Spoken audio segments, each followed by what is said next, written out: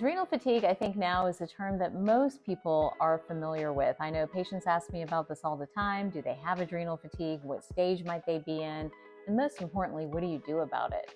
Hi there, I'm Dr. Taz. I'm an integrative health and wellness physician and author of The Hormone Shift, and I've been working with patients for over 15 years at my practices, Center Spring MD.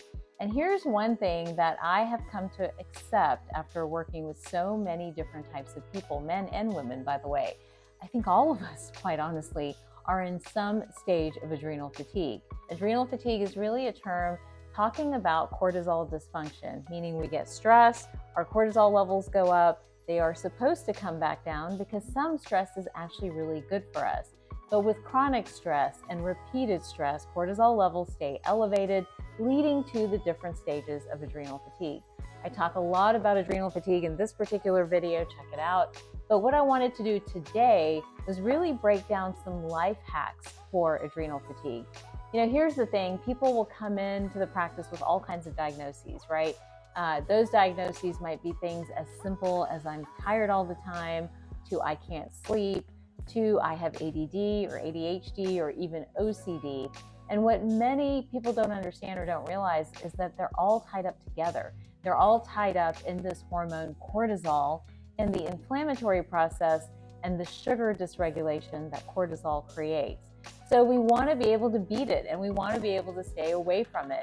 And so let's break down what it really takes to turn cortisol dysfunction around and maybe take you out of stage 4, stage 3 adrenal fatigue, where you're crashed out all the time, to stage 1 adrenal fatigue, where you may be a little bit tired, might have that afternoon slump, but you're not where you have to lay down and take a nap or can't function throughout your day.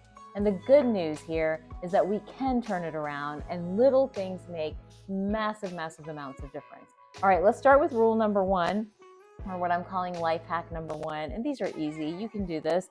First, up the protein. Here's what protein does, is stabilizes blood sugar. I talk a lot about protein and different sources of protein in this video. Remember, many people get overwhelmed when I say numbers, right? 20 to 30 grams of protein every 4 hours. How do you do that? Well, we break it all down and show you how to do that, both in the videos and in my latest book, The Hormone Shift. So check that out as well. But protein helps stabilize blood sugar. Eating at regular intervals does so as well. And with that protein stability, we find that the body can recover. Cortisol levels don't go wonky as much, blood sugar comes down, insulin stays stable. At the end of all of that, you simply feel better. So you need the protein for your amino acids, you need it for some healthy fats, and you also need it for something called glutathione. Now, I am a glutathione addict and fan. I love it. I depend on it. I actually do an IV of glutathione every few weeks to really upregulate it because I run high energy with lots of projects like many of you and definitely don't want to be depleted. But lean proteins actually help you to increase your glutathione. So glutathione, amino acids, protein, a great way to help you no matter what stage of adrenal fatigue you're dealing with. Now here's another little tip or life hack. You actually can get glutathione through your greens and green smoothies. In fact, when we blend or juice greens, it actually releases glutathione, flooding your cells with lots of oxygen, helping to regenerate, helping really to boost your overall cellular energy. And that, at the end of the day, is going to help you have more stress bandwidth, right? When you're depleted and you're not getting the nutrients you need, you don't have glutathione on board, everything is a really big deal. But when these things are on board, your ability to withstand and really tolerate different types of stressors increases, allowing you to do more with your life.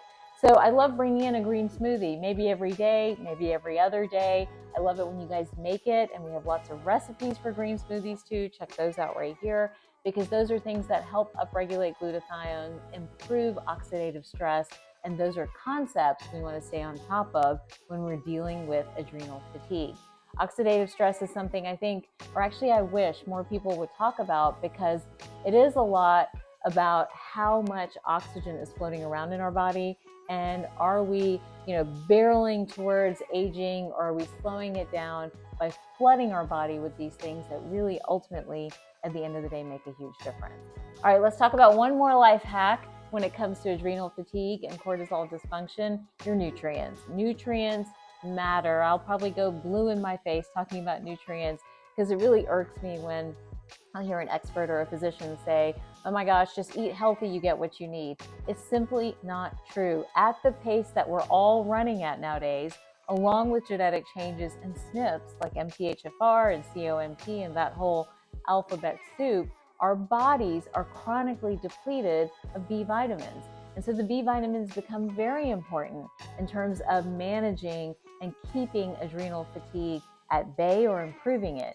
So if you are living sort of this high cortisol, high stress life, juggling 50 million things, I call it superwoman syndrome, superman syndrome, whatever we want to call it, then remember we've got to replete your body with the right nutrients. So a methylated B vitamin makes a tremendous amount of difference. Boost, for example, is a hero product in my East West Way line, has a ton of methylated B vitamins, has methyl B12, has a little bit of zinc as well, all things we need to really help boost and improve adrenal fatigue overall.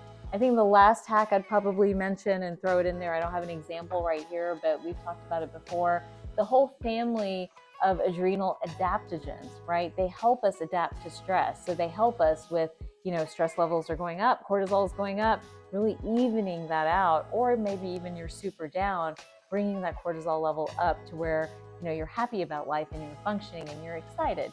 So some of those adrenal adaptogens include things like ashwagandha, rhodiola, lion's mane, believe it or not, which helps with focus and concentration, even with OCD. They will help this overall picture of adrenal fatigue. So including those maybe once a day or twice a day, that makes a difference as well.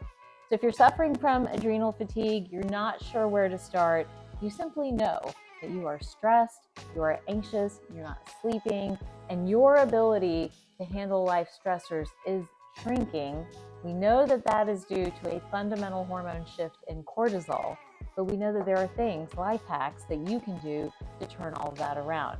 Add some of these life hacks in and let me know, are you feeling better? Did it make a difference? And are you able to tolerate more, do more, and really live your life to its fullest? All right, I post new videos every week. Don't forget to like and subscribe.